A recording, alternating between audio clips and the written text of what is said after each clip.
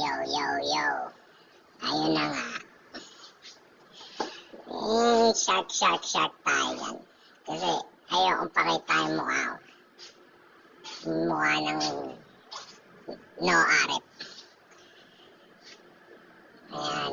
Yan yung piniprint ko. Decal ng motor. Na African Twin na Honda.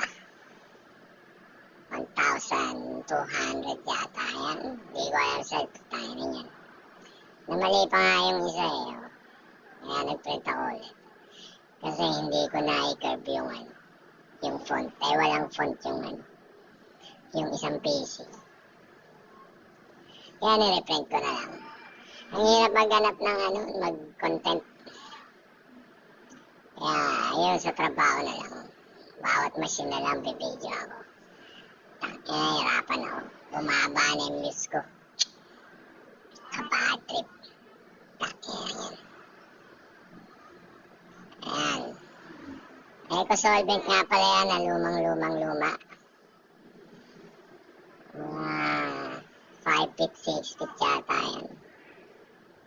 Pero okay pa rin naman siya kahit matanda na siya. Ayan, decal ng motor. Yung mga nilalagay sa motor, ayan yun. Pag kinuha mo sa kasa,